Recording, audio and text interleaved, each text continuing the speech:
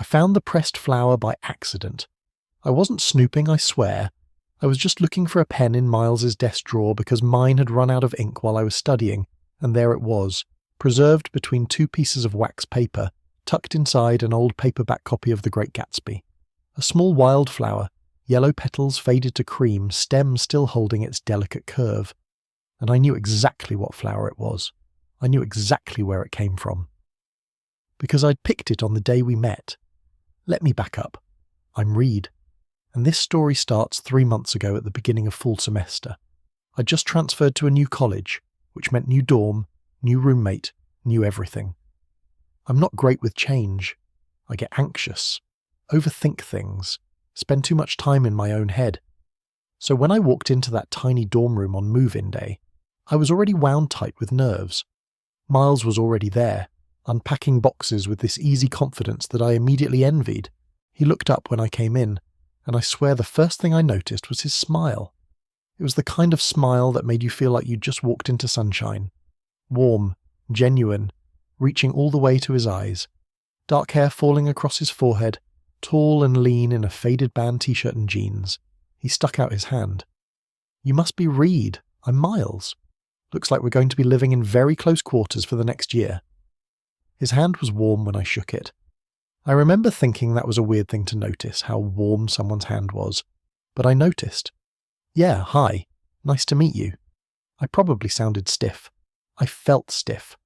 New people make me nervous, and I was going to be sharing a 12 by 14-foot room with this guy who seemed so comfortable in his own skin, while I always felt like I was wearing someone else's.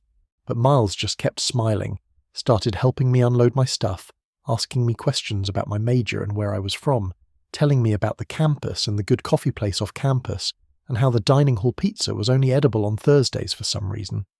He talked easily, filled the silences I would have let stretch into awkwardness. By the time we'd finished unpacking, I felt myself relaxing a little. Maybe this wouldn't be so bad.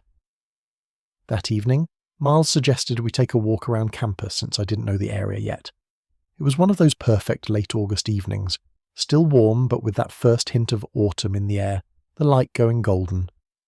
We walked past the academic buildings, the library, the student centre, Miles pointing things out, telling stories about his freshman year. I mostly listened, which is what I usually do, but it felt comfortable. He didn't seem to mind that I wasn't contributing much to the conversation. We ended up at this little path that led into a wooded area at the edge of campus. There was a meadow there, wild and overgrown, full of late summer flowers. Miles walked right into it, and I followed. The grass was knee-high, and there were wildflowers everywhere, purple and white and yellow. Miles turned around, walking backward so he could face me, his arms spread wide. "This is my favourite spot on campus. Not many people know about it. I come here when I need to think." The setting sun was behind him, backlighting his hair, and something in my chest did this weird flutter thing. I told myself it was just because the scene was pretty, picturesque. That's all. I bent down and picked one of the yellow flowers. I don't know why. It wasn't like me to do something spontaneous like that. But I picked it and held it up. "What kind of flower is this?" Miles came closer to look, close enough that I could smell his cologne, something clean and cedar-scented. He took the flower gently from my hand, his fingers brushing mine. "I think it's a common cinquefoil. They grow wild around here." He looked at the flower, then at me, and something in his expression was soft. "Pretty, isn't it?" "Yeah," I said, but I was looking at him when I said it. He handed the flower back to me and I twirled it between my fingers as we kept walking. Eventually I just let it fall into the grass. I didn't think about it again. Not until 3 months later when I found it pressed and preserved in his desk drawer. Living with Miles was easy in a way I hadn't expected. He was considerate, clean, respectful of my space and study time. He'd put on headphones when I needed quiet. I'd clear out when he had friends over. We fell into a rhythm quickly, but more than that, we became friends. Real friends. We'd stay up late talking about everything and nothing. He told me about growing up in a small town where everyone knew everyone, about his complicated relationship with his dad, about his dream of being a journalist.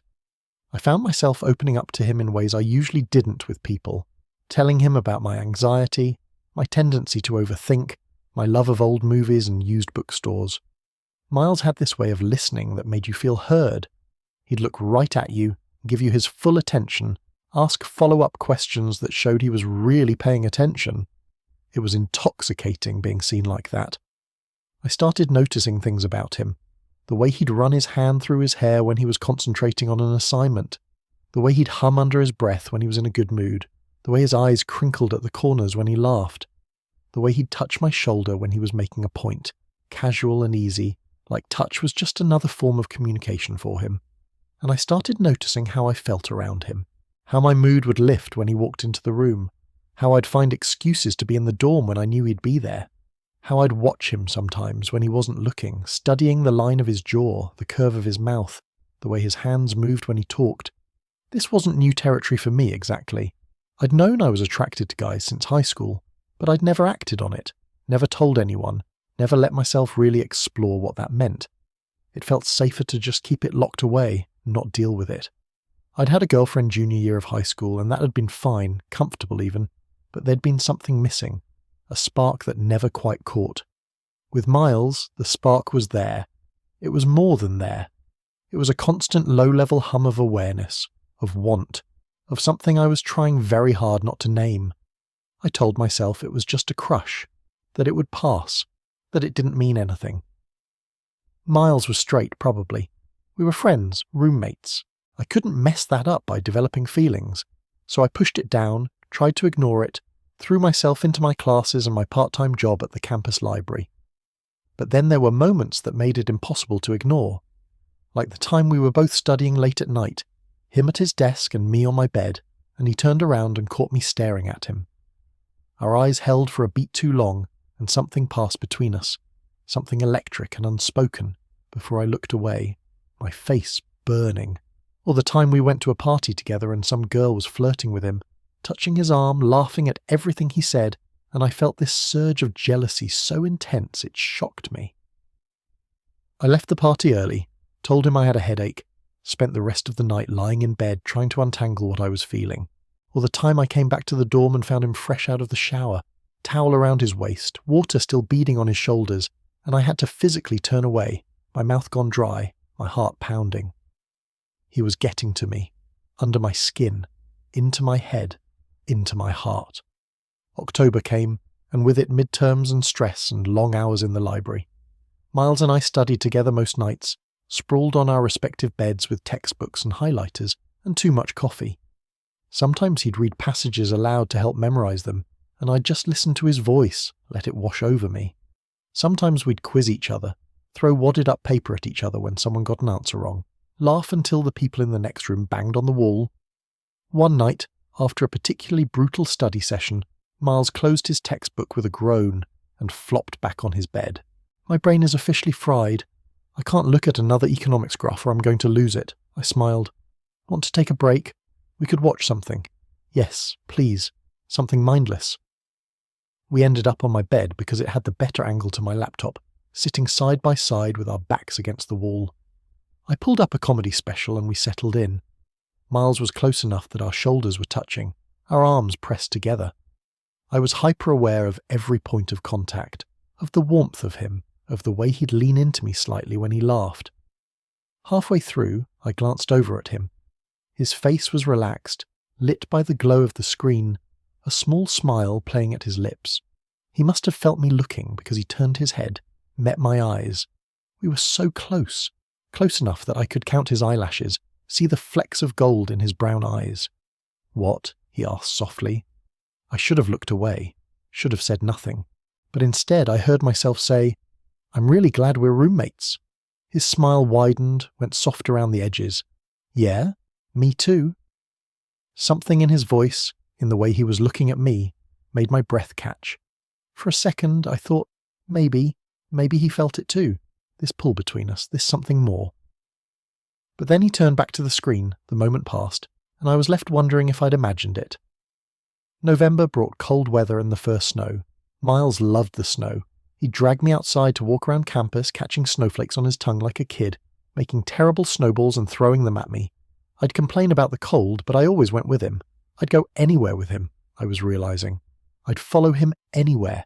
We started having breakfast together most mornings at the dining hall. It became our routine. We'd meet there at 7:30, both of us bleary-eyed and not quite awake, and we'd sit in the same corner booth and drink terrible coffee and eat mediocre eggs and talk about our dreams from the night before, or what we had planned for the day. It was domestic and comfortable, and I lived for those mornings. I was in deep. I knew I was in deep. I'd lie awake at night listening to him breathe in the bed across the room and feel this ache in my chest, want and longing and fear all tangled up together. Fear of losing him if he knew how I felt. Fear of never telling him and spending the rest of my life wondering what if. One morning at breakfast, Miles seemed distracted. He kept checking his phone, frowning, not really engaging in conversation. Finally, I asked him what was wrong. He sighed, set his phone down. My dad. He wants me to come home for Thanksgiving, but every time I go home, we just end up fighting. He doesn't get why I want to be a journalist. Thinks it's a waste, that I should go into business like him. It's exhausting. I reached across the table without thinking, covered his hand with mine. I'm sorry, that sounds really hard. He looked down at my hand on his, then back up at me. His eyes were vulnerable, unguarded in a way I'd rarely seen. Sometimes I feel like he doesn't even see me, you know? Like he has this idea of who I should be, and he can't see who I actually am. I see you, I said quietly, and I meant it. I saw him, all of him, maybe more clearly than I'd ever seen anyone. He turned his hand over under mine, laced our fingers together. My heart stopped. We sat there like that, hands clasped on the table between us, and I couldn't breathe, couldn't think, could only feel the warmth of his palm against mine. Thanks, Reed, he said finally, that means a lot. Then he pulled his hand away, went back to his breakfast, and I sat there trying to remember how to function like a normal human being. After that morning, something shifted between us. Or maybe it had been shifting all along and I was just finally acknowledging it. The touches became more frequent. His hand on my shoulder, my knee, the small of my back. The way he'd lean into me when we watched movies, his head sometimes ending up on my shoulder. The way he'd smile at me across the room, private and warm. The way he seemed to always know when I was having a bad anxiety day and would bring me coffee or suggest a walk or just sit with me in comfortable silence. I started catching him looking at me the way I looked at him. Quick glances when he thought I wasn't paying attention. His eyes following me around the room. Once I came out of the bathroom and caught him staring at me with this expression I couldn't read, something intense and searching, before he quickly looked away. I didn't know what to do with any of it. Didn't know if I was reading too much into things, seeing what I wanted to see. Didn't know if he was just an affectionate friend or if there was something more. The uncertainty was killing me. December came. Finals loomed. The dorm was tense with stress and lack of sleep and too much caffeine. Miles and I studied around the clock, barely sleeping, living on energy drinks and determination. One night, 2 days before my hardest exam, I had a full-blown anxiety attack. I couldn't breathe, couldn't think. The walls closing in on me. Miles found me on the floor of our dorm room, hyperventilating, tears streaming down my face. He didn't panic. He just sat down next to me, pulled me against his chest and held me. One hand rubbing circles on my back, the other cradling my head, his voice low and steady in my ear. Breathe with me, Reed. In for 4, hold for 4, out for 4, that's it. You're okay. I've got you. Just breathe. I focused on his voice, his heartbeat steady under my ear, the rise and fall of his chest. Slowly, I came back to myself. The panic receded. I could breathe again. I pulled back, embarrassed, wiping at my face. Sorry, I'm sorry. That was... Don't apologize, he said firmly. His hands were on my face now, thumbs wiping away the last of my tears. Don't ever apologize for that. You're okay. I've got you. I looked at him, really looked at him, at the concern in his eyes, the tenderness in his touch, the way he was looking at me like I was something precious, and I thought, this is it. This is the moment. Tell him how you feel. But fear won out, fear of rejection, of ruining everything, of losing him. So I just nodded, pulled away, made some excuse about being tired and stressed. He let me go, but I could feel his eyes on me for the rest of the night. We went home for winter break, 3 weeks apart. It felt like 3 years. I missed him constantly. We texted every day, sent each other memes and updates and random thoughts. He called me twice, and I'd lie on my childhood bed with the phone pressed to my ear, eyes closed, just listening to him talk about his day, about the fights with his dad, about how much he couldn't wait to get back to school. "I miss you," he said one night. Casual, easy, like it was the simplest thing in the world. My heart clenched. "I miss you too. It's weird not having you around. The house is too quiet." I wanted to say so much more. Wanted to tell him that I thought about him constantly, that I dreamed about him, that missing him was a physical ache in my chest. But I just said, "Yeah, it's weird for me too." When we got back to campus in January, it was like coming home. Not to the dorm, but to him. He was there when I arrived, and the smile on his face when he saw me made everything in me light up. He crossed the room in 3 strides and pulled me into a hug, tight and fierce, his face buried in my neck. "God, I missed you," he murmured against my skin. I held him just as tightly, breathed him in. "Missed you too." We pulled apart, but his hands lingered on my arms, my shoulders. His eyes searched my face like he was memorizing it. And I thought again, tell him. But I didn't. January and February passed in a blur. Classes, study sessions, late-night conversations. Miles and I fell back into our rhythm easily, but there was a new tension now, an awareness. We were dancing around something, both of us, and I didn't know who was going to break first. There were more moments. So many moments. The time we were walking back from the library in the snow and he grabbed my hand, laced our fingers together, said something about keeping warm, but didn't let go until we reached the dorm. The time I was sick with the flu and he took care of me, brought me soup and medicine, and sat on the edge of my bed reading to me until I fell asleep. The time we went to see a movie and ended up sitting so close in the dark theatre that I couldn't concentrate on the screen, only on the heat of him next to me, his arm pressed against mine. I was losing my mind. I had to tell him. I had to know if this was all in my head or if he felt it too. But every time I worked up the courage, fear would choke the words before they could come out. Then came the day I found the flower. It was early March. Miles was at class and I was in the dorm studying. My pen ran out of ink. I went to his desk to borrow one from the cup he kept there. The drawer was slightly open. I pulled it out further, looking for a pen, and that's when I saw the book. The Great Gatsby. It was sitting right there, and something made me pick it up. Maybe I was curious why he had it since I knew he'd already taken American literature last year. Maybe I was just procrastinating on studying. I opened it, and the pressed flower fell out onto the desk. I stared at it. That yellow flower. Faded now, fragile but carefully preserved. From that day in the meadow. From the day we met. My hands were shaking as I picked it up. He'd kept it. All this time he'd kept it, had pressed it and saved it like it meant something, like that day meant something. I heard his key in the lock.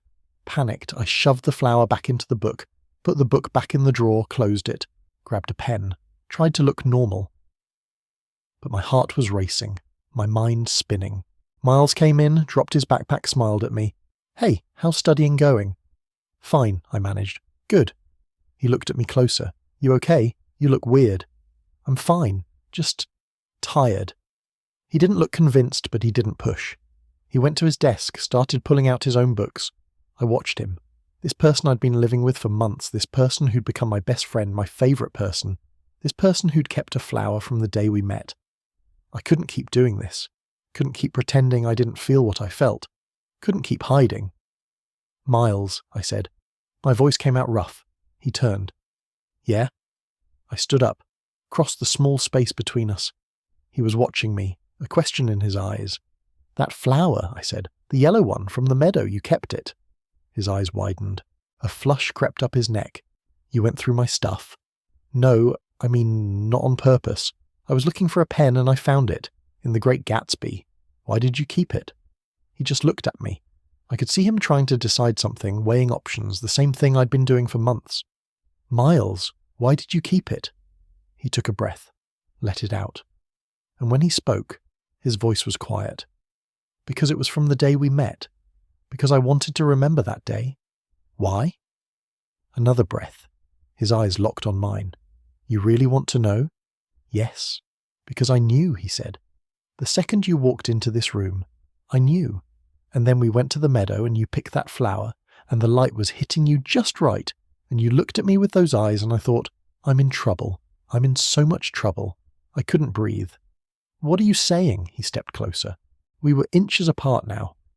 I'm saying I kept that flower because I was already falling for you and I didn't even know you yet. I'm saying these past 6 months have been the best and the hardest of my life because I've been trying so hard not to fall even more in love with you and failing spectacularly. I'm saying I think about you constantly, dream about you, look for excuses to touch you. I'm saying every time you look at me a certain way, I have to remind myself we're just friends, just roommates, that I can't cross that line. My heart was going to explode. Miles! And I know you probably don't feel the same way, he continued, words tumbling out now like he couldn't stop them. I know you're probably straight, and this is going to make everything weird, and maybe you'll want to request a room change, and I don't blame you, but I couldn't keep pretending anymore. I kissed him, closed the distance between us and pressed my lips to his, cutting off his words. For a second he froze, shocked, and then he was kissing me back, his hands coming up to cut my face, and it was like everything clicked into place. Like every moment of the past 6 months had been leading to this, like coming home. We broke apart, both breathing hard. His forehead rested against mine, his hand still on my face. You feel the same way, he said. Not a question. Wonder in his voice. I've been in love with you since probably that same day in the meadow, I said. I've been going crazy trying to hide it. He laughed, the sound shaky with relief and joy. We're idiots. Complete idiots. Then he was kissing me again, and I was kissing him back, and it was perfect. He was perfect. This was everything I'd been too afraid to hope for. We ended up on his bed, tangled together, kissing and talking and laughing. He told me about all the times he'd almost said something. I told him about all the times I'd almost told him. We marvelled at how we'd both been so blind, so scared, so stupid. I can't believe you kept that flower, I said, running my fingers through his hair. I can't believe you found it, he countered. I was so careful about hiding it. Why did you hide it? Because it felt too revealing. Like if you saw it, you'd know how I felt. I kissed him softly. I wish I'd known sooner. We could have been doing this for months. We have time, he said. We have all the time in the world now. And we did. The rest of that semester and into the next. Learning each other in this new way. Holding hands on our walks. Kissing whenever we felt like it. Falling asleep in each other's beds. Being open about who we were, what we meant to each other. It wasn't always easy. Coming out is never easy. There were difficult conversations with family, with friends. There were moments of doubt and fear. But we had each other. We faced it together. That pressed flower stayed in Miles' desk drawer. Sometimes I'd take it out and look at it. Remember that day in the meadow when we were just strangers becoming friends, not knowing how much we'd come to mean to each other, not knowing we were both already falling. Love isn't always a lightning bolt. Sometimes it's a slow build, a gradual realization, a friendship that deepens into something more. Sometimes it's pressed flowers and shared glances and hands that find each other in the dark. Sometimes it's having the courage to say what you feel, to risk everything for the chance at something real. I found that courage. So did Miles. And it changed everything. We're still together now, a year and a half later, still roommates, still best friends, still in love.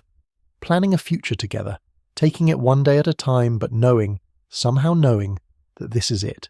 This is the real thing. All because of a pressed flower and the courage to finally tell the truth. Total char count, 24,847.